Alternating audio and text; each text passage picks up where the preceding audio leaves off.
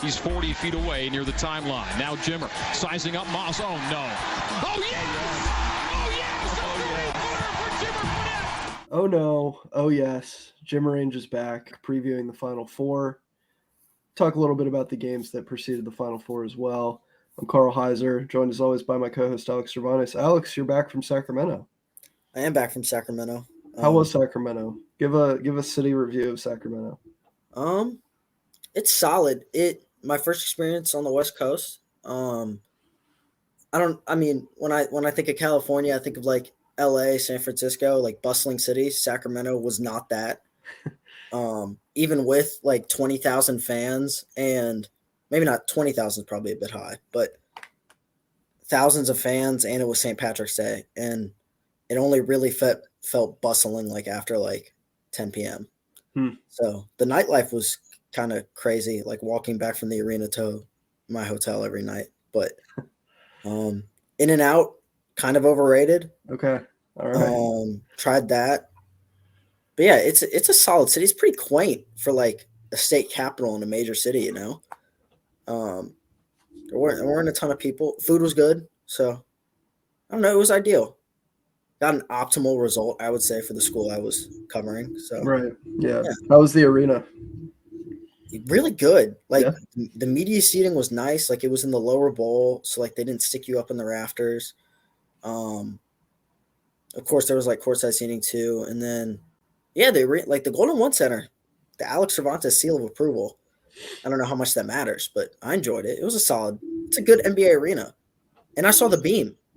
You did? I was going to say they should let teams light the beam. They did light the beam after.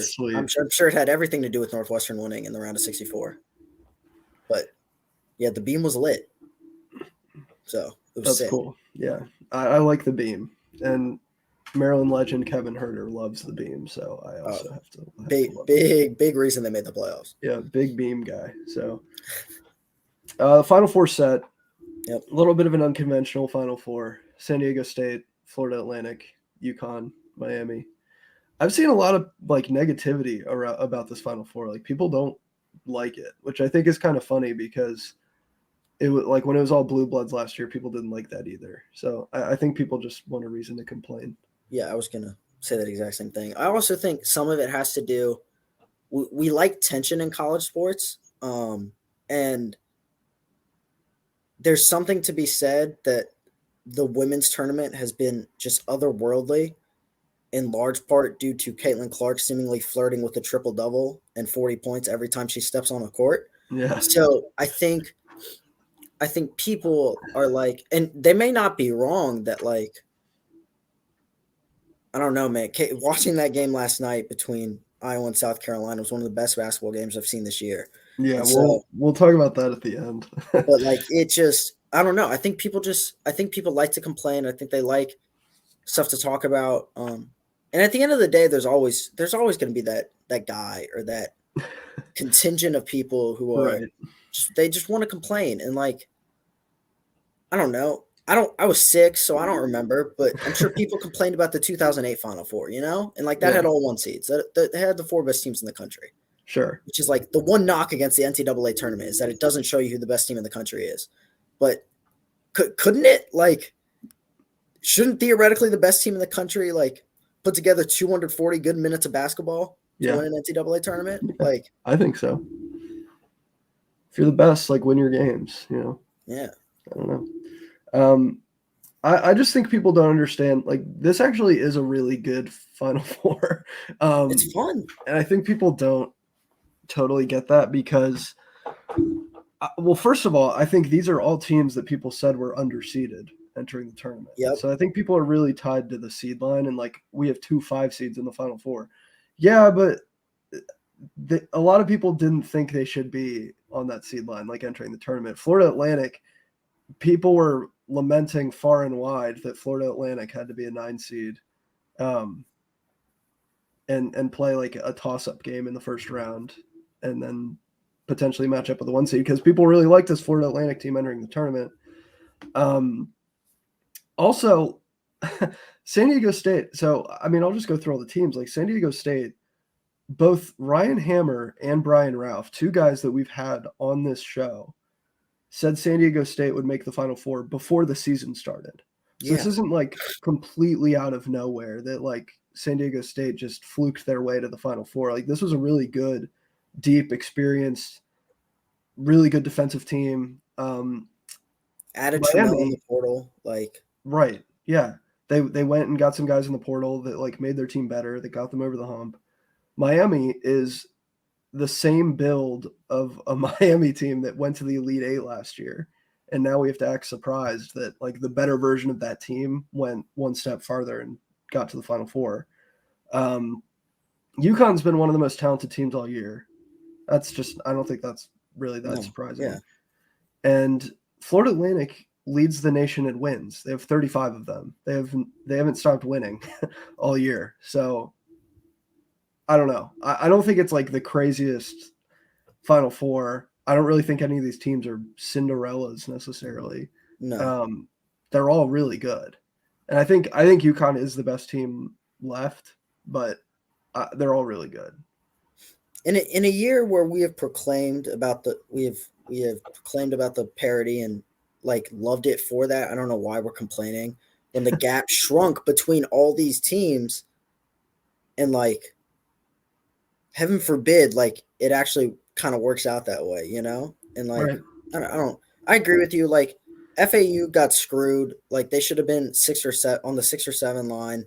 And like Pat Kelsey, even before they played San Diego State, was proclaiming that San Diego State was underseeded. And lo and behold, he was probably right. They probably should have been. I don't know how much being a 4 moves the needle, but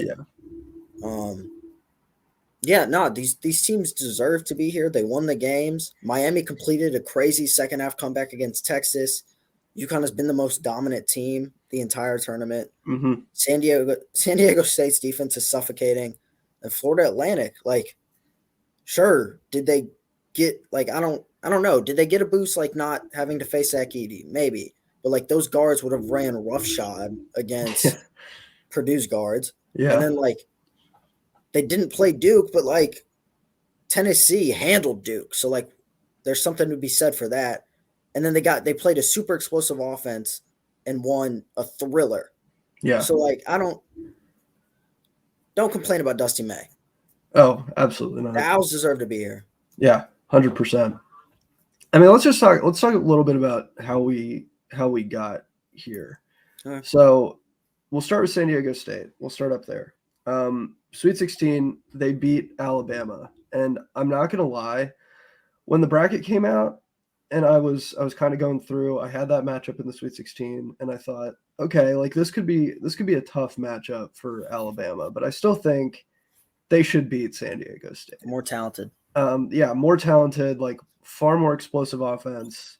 They can, they match up like okay with them, even though on paper, like the defense could give them some trouble because San Diego State's great at running teams off the 3-point line, and that's where Alabama wants to beat you.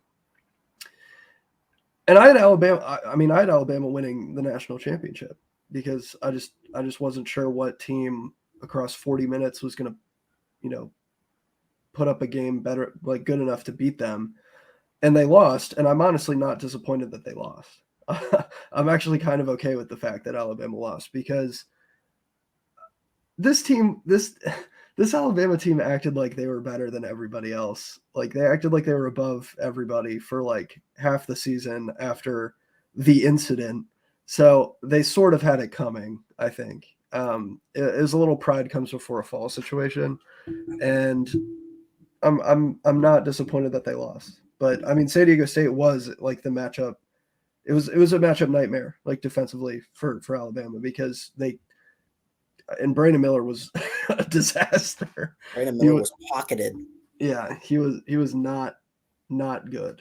And then on the other side of that bracket, we had Creighton and Princeton. And Princeton, like the thing with Princeton is on like a 1-day turnaround, really hard to game plan for. Such a tough scout. On like a 3 or 4 day turnaround, it's a little bit easier. It's a little bit easier to stomach. And I think like once we got out of that first weekend, I think it was going to be difficult for Princeton to really make anything happen, especially against a Creighton team that honestly was probably also underseeded as a 6. It was a really good Creighton team. And low-key, your future ticket, I mean, I was sitting there thinking, like, I mean, Dude, what happened? I was so sad. Oh, I guess for context, for people who don't know, I put like it was early May, and it was before Baylor Shireman committed to Creighton, and I was totally sold on Creighton winning the national title, and I put $10 on a future, and they were plus like 4,000 or plus 4,500. And so yes, when they like when they routed Baylor, and then they got Baylor Princeton. was never in that game. They routed Baylor, they got Princeton. I was like, hold on. Hold And on. like, because I also unironically took them in the Jimmer Range bracket pool to win the national title, but I was like, that'll also give me something to root for. Yeah. But yeah, I mean that San Diego State Creighton game was disgusting. Yeah, it was so bad. Offense non-existent. It is also like funny. It's what San Diego State did to Bama. Like they just ran Creighton off the 3-point line. Creighton also missed some wide open looks, which was uncharacteristic. And Kalkbrenner was just kind of pushed off, it felt like. He didn't really try to assert himself, which he kind of needs to do for Creighton to be successful. Like that's what when Creighton played UCSB and the Blue Jays shot like some horrible percentage from 3. 3 of 20. They couldn't buy a make from 3-point land. And Kalkbrenner just like put the team on his back, scored a career high.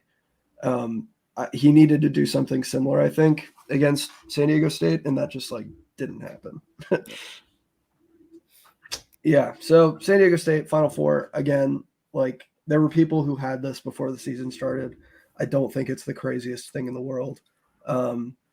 They are just, I mean, they're one of the most experienced teams in the country. Like they've been playing like a top 25 team pretty much all season. And they did it without Matt Bradley playing well. Right. Yeah. He didn't shoot well at all. So, I mean, if the lid opens up for him this weekend, I mean, anything can happen, especially because he got on to the press conference yesterday and was like, yeah, I was forcing shots. So, I mean, if he starts getting shots in rhythm and doesn't try to force anything, and Trammell continues to cook, like, good luck. So yeah, I mean, if they're hitting shots, they're very scary because that defense is going to travel. You know what you're going to get when you play San Diego State, as far as the defense goes, and just by virtue of the fact that they keep the game so low scoring, like they can pull out wins even against if they go up against UConn in the national championship, they could beat UConn. Like they absolutely could. And Miami too. Like, yeah. And historically teams do not shoot well in a tournament where teams are shooting 31% from 3 already. Mm-hmm. And then you factor in that you are now playing in a football stadium and the effect that has on players shot making historically. I mean, this is primed for San Diego State to A, run teams off the 3-point line, and then B, for them to miss the open looks when they get them. Yeah, it's San Diego State really likes to muck up the game. And from what we've heard across the board from players, like the ball that they're using, not great for shooting. Oh, no, it's way too bouncy. I got to shoot on it after the game. There were like 2 kids on the court in Sacramento. It's way too bouncy. Like I dropped it and it came up to chest height. Yeah, they're saying like it's too bouncy, it's too slick, like it's just a horrible basketball for shooting. And we've seen like in the Florida Atlantic Kansas State game, or even like the Kansas State Michigan State game, it seemed like some adjustments were made as far as shooting goes. Like that those games were not lacking offensively, but it's funny that the ball kind of plays into what San Diego State wants to do. Like they don't really care if the ball's like slick and bouncy. Like they're fine. Yeah. Yeah, we'll move down to the East. So we got Florida Atlantic in the Final Four. They got here. They beat Tennessee, which like this Tennessee team, like things really opened up for Tennessee, but I'm glad that they did not take advantage of that because this Tennessee team was really not that good. Like they kind of just tried to play bully ball.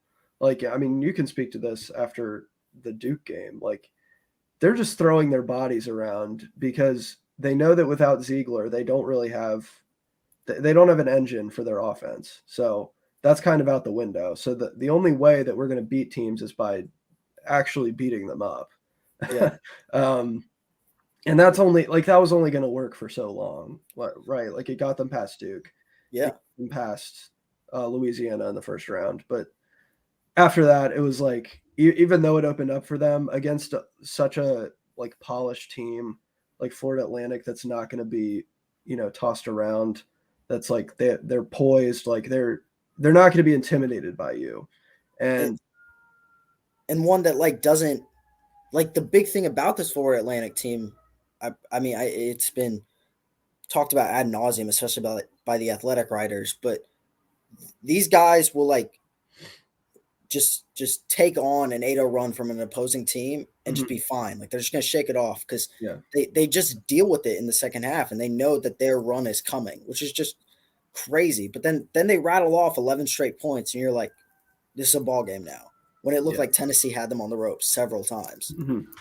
But so that was a result that I'm pretty like impartial for all of these. I don't have a rooting interest for really any of these teams anymore, but I was pleased not to have to see Tennessee advance any farther than they had to, and I'm sure you did too, considering they beat Duke. Well, considering they beat Duke, but like the thing with Duke is that they've been the more physically imposing team all season, and that they didn't like they hadn't encountered that for a while. Mm-hmm. Like they probably hadn't encountered it since like they played Purdue and Purdue just punched them in the mouth early. Yeah.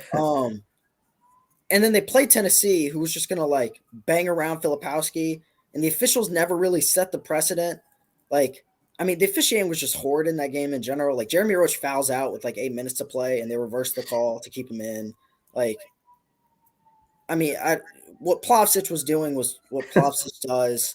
And then at the same time too, Tennessee had one of those nights where their 30% shooters goes like 4 or 5 from 3. Like Olivia Nkamhoua lit it up. Vescovi was hitting shots, but then like they don't get that. That's been their Achilles heel all season. They don't get that production consistently. So then he like struggles against Florida Atlantic. Vescovi hit or miss. I mean, I'm glad I didn't. I'm with you. I'm glad I didn't see Tennessee play Kansas State because they probably could have won that game too, and then Tennessee San Diego State would have ended in the 40s. Yeah, and then down in the other half of the East region, we had Kansas State get to the Elite Eight. They got through Michigan State, which was probably the best game of the tournament. Yeah. So far, like pound for pound. I think the ending of Gonzaga UCLA was probably the best ending. But I think just for the whole 40 minutes, I think the Michigan State Kansas State game was the best game of the entire tournament. And we got also the only one that went to overtime. Yeah, free basketball. Yeah. Yeah. It was Marquise Noel's tournament. Absolutely. The things that man was doing, it was insane. Like it seemed like every trip down the floor, he was either hitting a 3 or making a pass through a window that seemed so impossible. And he was doing that like pretty much every trip down the floor. It was ridiculous. I think at some point, like against Michigan State, this definitely happened. And against Florida Atlantic, it definitely happened as well, where there's a little bit of hero ball going on. I think he earned it just with how he had been playing. Like he gets to take those shots at that point. You know, when you have 30 points and 12 assists, I'm okay with you chucking a shot from the logo. But I think some of the end of game decision making could have been a little tighter. And instead of going for like the big moment, maybe like get Keontae Johnson involved, get Ish Massoud involved. Like, so I don't know. It's hard to like nitpick because you look at the numbers and they really pop off the page. Yeah. He had such a phenomenal tournament, but I feel like some of the shot selection at the end of these games when you're in a close game was not the best. I'm a big fan of logo threes, but at some point, there needs to be a time and a place. Especially during that Michigan State game, I was like, "Come on." Yeah. But yeah, what I would have given to have Caitlin Clark and Marquise Noel just in the Final Four, Yeah. just on back-to-back nights, but alas, we get Brian Greenlee. Yeah, it's fine. We get Brian Greenlee though. Let's talk about Florida Atlantic for a second, because this is a take I've been rolling around in my head, but and I don't say this like lightly necessarily, because I recognize how hard it is to do. If there's a program that has a chance to be the next Gonzaga, again, with like the recognition that that's not something you just like do, I think it could be Florida Atlantic. You think Dusty May stays? Well, it sounds like that's what he's got the extension. But yeah, that's what Norlander was reporting. I think he stays. Like, assuming he's obviously, the things you have to contend with are Dusty May getting poached by a high major job, which Indiana, is always possible, right? I mean, yeah, we'll see. We'll see what happens with Mike Woodson, but like UNC that would not surprise me. And the transfer portal. That's the other thing you have to contend with, is losing guys to the portal who like want a bigger role elsewhere. But let's just like ignore that for a second. So what we're looking at here is a team that they won the Conference USA regular season. They won the Conference USA tournament. They've won 35 games. That leads the country. They're moving to the American, which is a step up. Dusty May is awesome. And if he sticks around, that's huge. They only have one senior on their roster. So they're basically going to, assuming nobody leaves, they're going to run it back from a team that won 35 games and made the Final Four. So that's just a foundation for like continued success, I feel like. They're in Boca Raton, which is like the easiest recruiting pitch ever. I think there's such a good foundation in place to build this into something sustainable. And again, like, it's easy to say now that we're 20 years down the line with Gonzaga and we see what that has turned into. You can't just be Mark Few, right? But I don't know that there's a mid-major that's like better suited and has the foundation and like the recruiting pitch after this season to get there, other than Florida. Like, I think Florida Atlantic has like the best. It might be a slim chance, but I think they have the best chance of doing something like that. Yeah, no, that's a fair take. And listen, maybe this is a bit reactionary. I don't know if we're going to touch on the portal, but Hunter Salas obviously entered, and there was a little bit of like the sky is falling in from Gonzaga Twitter. And that I saw a couple reports. I don't know whether they were true or not, so take this with a grain of salt. But that there's going to be a major like Timmy rebuild once he's gone from Spokane. So I don't know if FAU wants to stake their claim a little bit in the sand with May and co. I mean, you're right. Now's the time, especially with. I mean, I read the Norlander report. They've promised they're going to upgrade the pool of money for assistant coaches and staff. They are promising NIL opportunities to their athletes who should in theory return. Yeah. The bread and butter of this FAU team is that they're a well-oiled machine that plays basically everybody the same amount of minutes, and everyone has bought into that principle, which is huge, especially in this era of just like massive total roster movement and rebuilds. Yeah. And yeah, like I'm not just trying to repeat what you said, but May's a great coach. I mean, I love him too, because he's almost like he is almost like a little breath of fresh air, because he's pretty candid that he's always like stealing from other coaches. And I don't feel like coaches know, like coaches will kind of like toss it out there that they pick stuff from other teams. But I mean, this guy's awesome. And like, I read I forget where I read it, but he had like a tidbit where he quipped that everybody in Conference USA eventually just runs the same baseline out of bounds plays. And so he wanted to move it around this year, and they end up running mesh.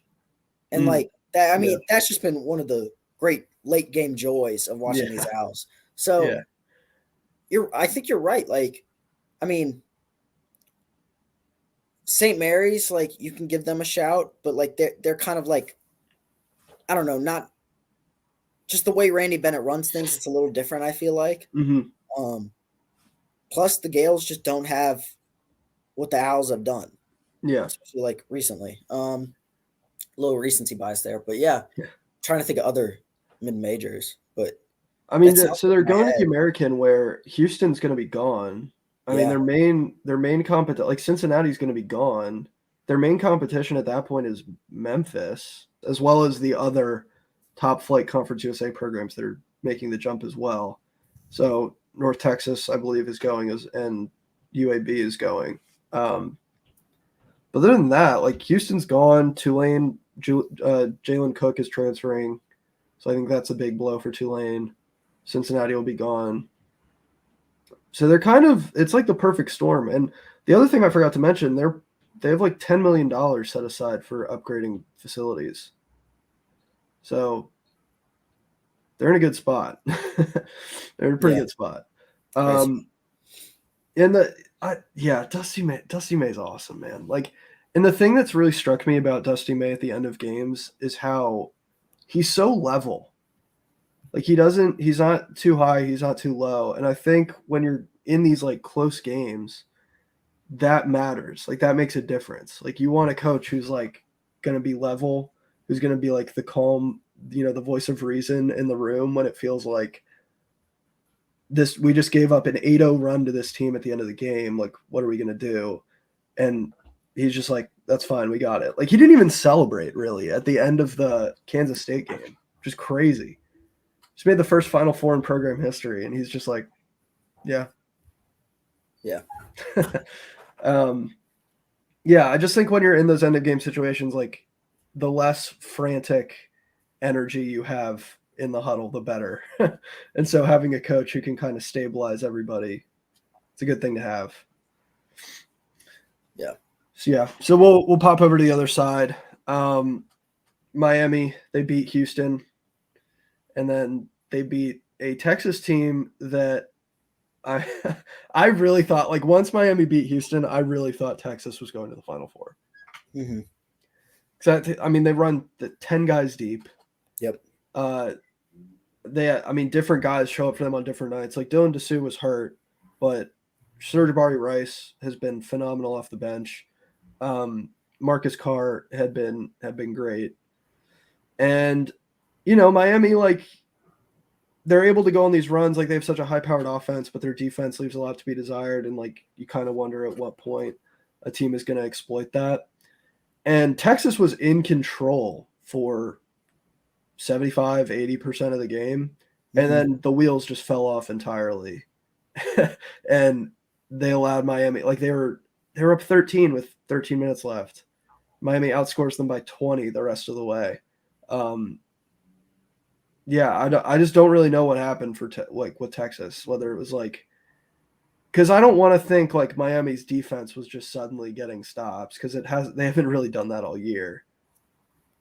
Yeah. Go Canes. Go Canes. Yeah. I think Jim Larinaga is like the good version of Jim Boeheim. Oh, he totally is. Yeah. who did the tweet? Gosh, it was one of the college basketball media personalities. It was like you versus the gym she told you not to worry about. Yeah. And like that was I'm just so happy for him, man. Like he's had those Canes like at the top, or like Miami's never been in the basement of the ACC, right? Especially when they made the transition. Mm-hmm. He obviously had the success with George Mason. He comes to Coral Gables. I mean, and yeah, like this team totally deserves to be there. They were picked fourth in the ACC after returning an Elite Eight roster and adding an elite shooter, Nigel Pack. So maybe that's on all of us. But I'm excited to see them play UConn, because they can score in bunches, obviously. So the guard play is really gonna be fun. Yeah, it'll be good. Their guards are phenomenal, and Norchad Omier is so important for them. Holds things down in the front court. I mean, I had Miami losing to Drake. They almost lost to Drake before going on like a 10-1 run at the end of the game and winning. So Yeah. that's the thing that makes Miami so dangerous, though, is like they're never really out of it because they'll just go on these, extended runs and put you away. Mm-hmm. I don't know what their like the kill shot metrics are for them, but I have to think they're okay. Well, it's just because also they routed Indiana and then routed Houston. Yeah. It's just like they just needed to survive Drake, and they were just going to go on a steamrolling. Yeah. So, also for the record, Indiana last year they won one tournament game. This year they won one tournament game. But people wanted to tell me it wasn't the same team. But with the consensus second best player in the country. Yeah.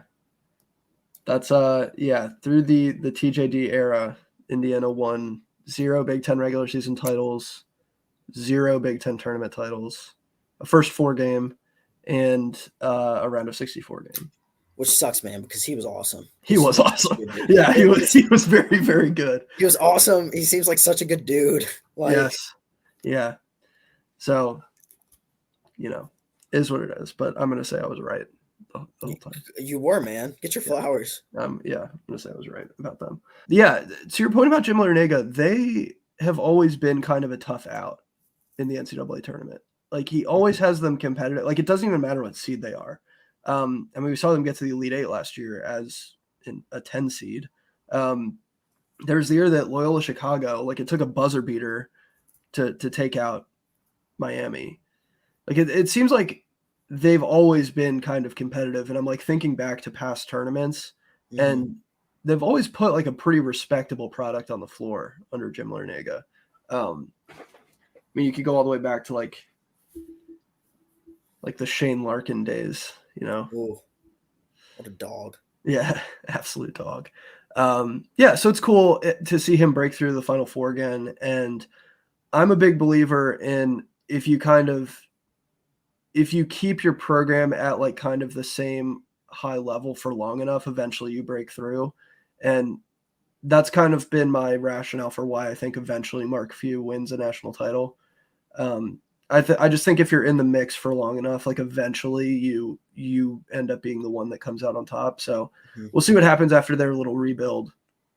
But I think Larinaga is kind of the proof of that, where he's had this Miami team really good for a long time. And so now they're getting to the Final Four. Speaking of Gonzaga, we'll pop down to the last region. So UConn didn't even have to play Kansas. They just had to play Arkansas. And that was, it was criminal what UConn did to Arkansas.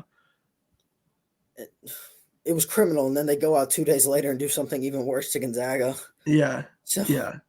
UConn has been running through teams in the tournament. And we saw what this UConn team could be at the beginning of the season when they start out like 9-0, maybe 10-0, I forget. And they get up to number 2 in the country. And you're like, this UConn team is a problem. Then they struggled to start. What'd you say? 14-0 for 14-0. There you go. This UConn team's a problem. Then they struggle to start Big East play, like hit a bit of a rough patch like in January. But the good news for them is like they peaked early enough that they could peak again. Like there are some teams that peak too early because it's like the beginning of February and you're like, all right, like you're going to be running out of steam by the time March hits. Yeah. They peaked in like November, December, and then now they're back on the upswing. And they haven't even like broken a sweat against any of these teams. Like they blew out Iona. Who'd they play after that? They blew out St. Mary's. Yeah. Blew out Arkansas, blew out Gonzaga.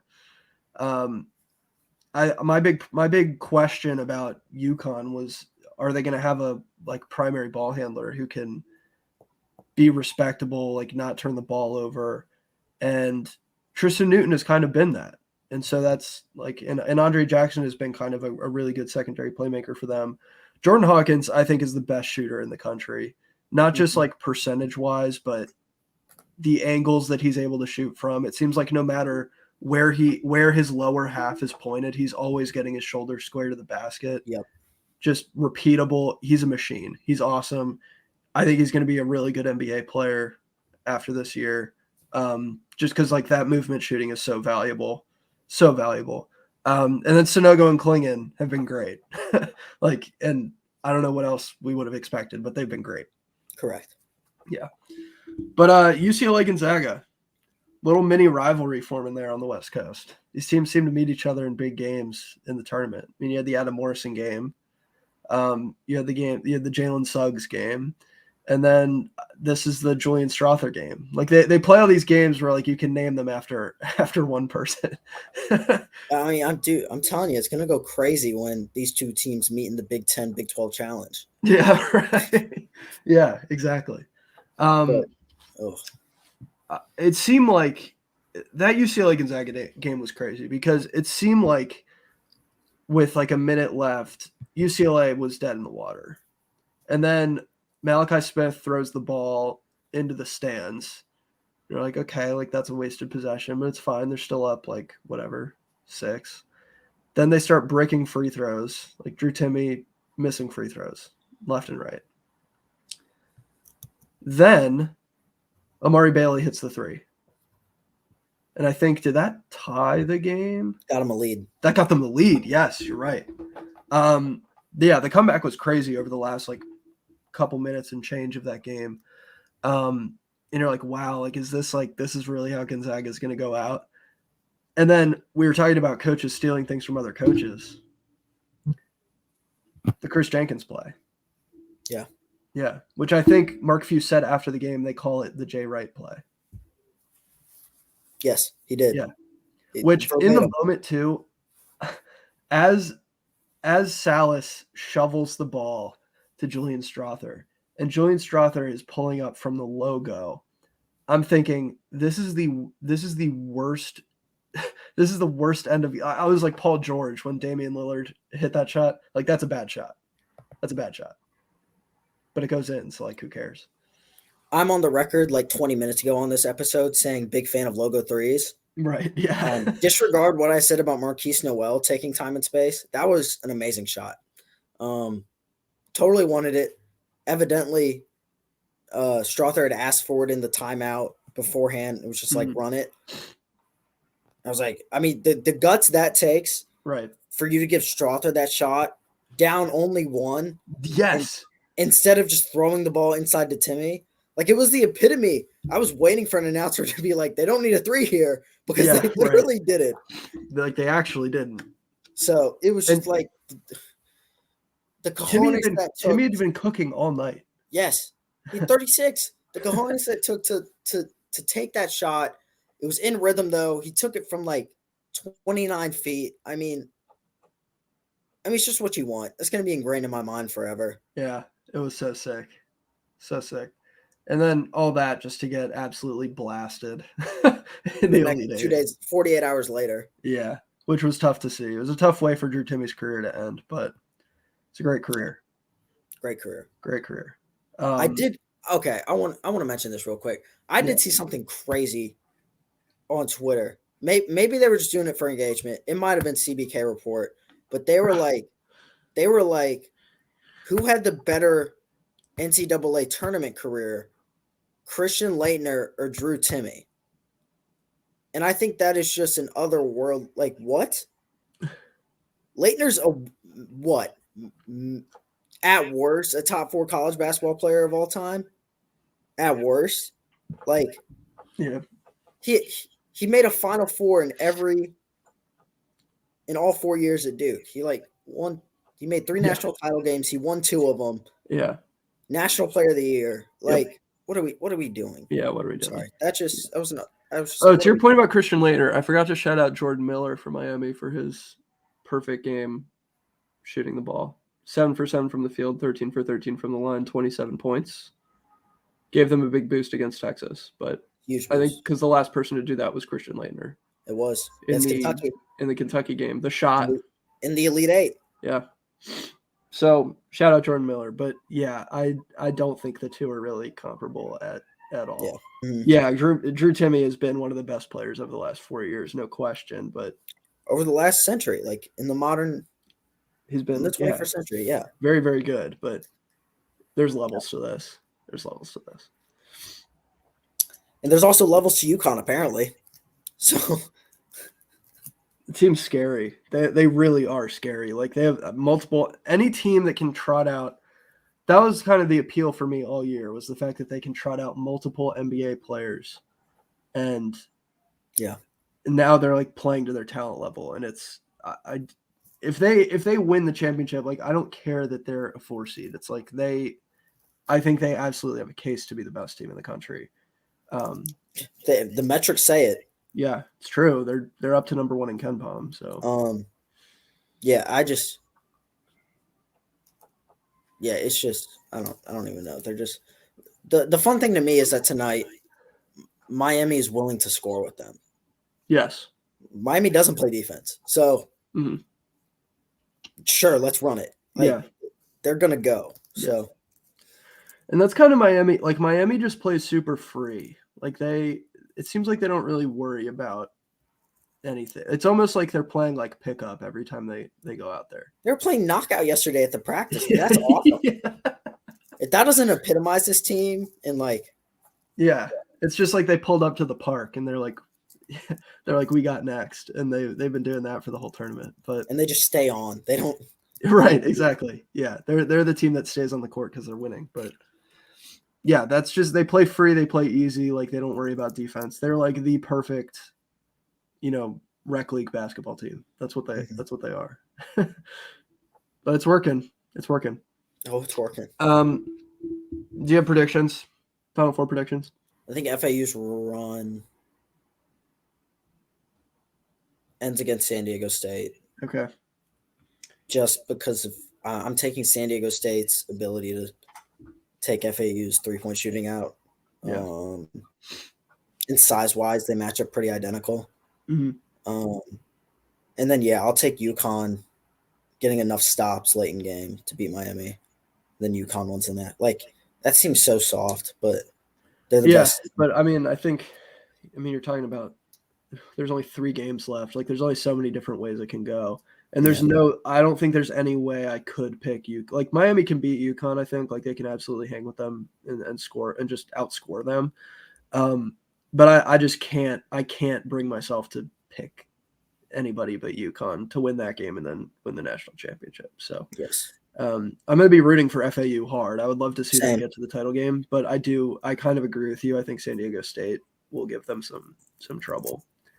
Because I don't think, yes, FAU beat Tennessee. I don't think that FAU has faced kind of the grinded out defense that you kind of thought they would get with Tennessee. I don't really know, because Tennessee wasn't really playing the way that Tennessee has played all season. Also, Nathan Mensah isn't going to elbow somebody in the face for a technical foul, for a flagrant one. So right. So I don't know. I agree with you on the picks, but I will be rooting for FAU. Go Owls to win all of the rest of their games. Let's move over to the women's side. Let's talk about this game. You're like, yeah, we got to talk about it. So you have the undefeated number 1 South Carolina Gamecocks, 36-0, defending national champions. Last year's National Player of the Year, Aaliyah Boston, going up against Iowa, Caitlin Clark, this year's National Player of the Year. And that was a game. It did not disappoint. Very entertaining to watch. It's funny. Every time I watch Caitlin Clark play basketball, I can't do anything but laugh at just the absurdity. The absurdity of how good she is. Yeah. It's crazy. In this game, I don't think the sharpshooting was necessarily there for her. She was 5 for 17 from 3. But in the spots where it needed to go in, it was going in. And she's on her second straight 40-point game. There were also some she came off like either high screens or like she just created enough space. It wasn't like she was just chucking them up and hitting the side of the backboard. Yeah. There was one that like almost dropped and they would have been like up 8 if that had gone in. There were a couple that hit like back iron. Yeah. Like, I mean, she wasn't missing by There was much. one that hit like inside of the front rim off the backboard and then just fell over the front. fell over the front. Yeah. That's what I'm talking about. Yeah, Yeah. that would have put them up 3 possessions. Yeah. So she's just a wizard. I don't know what else to say. It's crazy. She's so good. And like South Carolina, the craziest stat to me from this game, it wasn't even anything that Caitlin Clark did. Like she finished with 41, 6, and 8. South Carolina was plus 25 on the offensive glass, and they lost. And I don't really know what the takeaway from that is. I think, first of all, I think Iowa was like the first team really that challenged South Carolina's lack of shooting, because Iowa's a team that makes shots. They've got players who can hit 3-pointers like lined up across the perimeter. And then Zanano, who's great inside. Like they're just a really good team as far as how they're structured. And anytime there's a South Carolina 3-point shooter, they just ignored them. Like they straight up didn't even like look at them because they're like, you're not going to make that shot. There were a couple times where they did make that shot, but for the most part, I mean, it was late in the game and South Carolina was shooting like 8% from 3. Yeah, and Zaya Cook was killing. I mean, she had like 24 and 10 of 17. Yeah. I did find this funny. Don Saylor was asked post game what Aaliyah Boston is going to look forward to the most playing at the next level, and she was like single coverage, which is true. Like they were clogging the paint. They got to take Boston. You have to take Boston away. Yeah. And then South Carolina's just much bigger, so they are going to clog the paint. And if Right. South Carolina's one knock was that they weren't an elite 3-point shooting team, Yeah. I was willing to bite the bullet on that, especially after Clark got in foul trouble. So, Right. Great game. I mean, great game. I think South Carolina too. I think they got too used to being able to physically dominate teams. Like that was kind of how they've been winning games. It was like really good defense, good rebounding. Like their size is like something that not a lot of teams can contend with. And once they had a team that was kind of like able to exploit their primary weakness, I think it really showed for them. And the other thing too, like I was not super impressed with how Dawn Staley adjusted to, like Caitlin Clark was destroying them in the pick and roll for like the entire first half. Like she sprinted by her defender on multiple occasions for an easy layup, and they were not sending help defense at all. Like until it was way too late, until Caitlin Clark had scored like 20 points doing that. So I don't really know what the deal was there, because I mean the scouting report is pretty obvious when you're playing against Iowa. Like this is how, when I went, I saw Maryland beat Iowa, and what they did is they basically played like, you know, a triangle in 2 or like a box in 1 and just completely denied Clark the ball. And with a team that's as like long and athletic as South Carolina, you'd think they'd be able to pull off something similar. Yep. And they wouldn't even send a help defender to stop her. And I just was very perplexed by that. I don't really know what what they were thinking with that. Should have just face guarded her and play 4-on-3. Right, especially coming off a 40-point triple-double. It's like she is the one you have to stop. And like she has a really good supporting cast around her, but they all directly feed off of like the gravity that she is bringing as a creator. And if you take her out of the game, some of those role players like Gabby Marshall's going to hit a shot, like McKenna Warnick's going to hit shots, but like Zanato's not going to be nearly as effective because she's not getting those feeds over the top.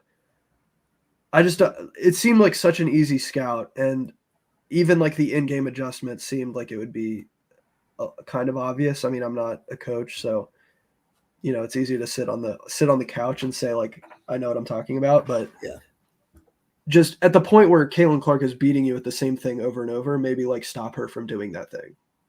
Yes. Yeah, but I mean, she's the best player in the country, so what are you going to do? What are you going to do? Iowa to the national championship game. They're playing South Carolina. LSU. They're not, yeah, that's what I meant. LSU. Angel Reese, who is like top 5 in both scoring and rebounding. Maryland transfer. Juju Reese's sister. She's very, very good. Mm-hmm. Very, very good. So, should be a good game. Looking forward to it. But I would love to see Caitlin Clark bring home a national championship. It would be fun. All right. All right. That's going to do it from us. We only have, let me think, two more episodes after this. Got post-national championship episode and then awards episode. And then I think that's it for the season. Is awards where we're going over our hot takes? No, I think that's going to be the next one. Okay, hot take. Because we're only going to have 3 games to talk about. And then I think the back half of the episode will probably be grading our hot takes. Should we bring Greg back for that? Yeah, we can. I'll reach out. Okay. We'll see if he wants to come on. Yeah, that'll be fun. That'll be fun going through the hot takes with him. All right, thank you everybody for what did you say? Oh, we're good. Okay. Thank you everybody for listening and or watching, whether that's on Spotify or YouTube. Make sure you're subscribed or following so you don't miss any more episodes. You can follow us at Gym Range Pod everywhere. Instagram, Twitter, TikTok. Trying to think if there's anything else that I'm missing. I think that's all the big stuff. Yeah. Okay, cool. Yep. Thanks everybody. See you next time.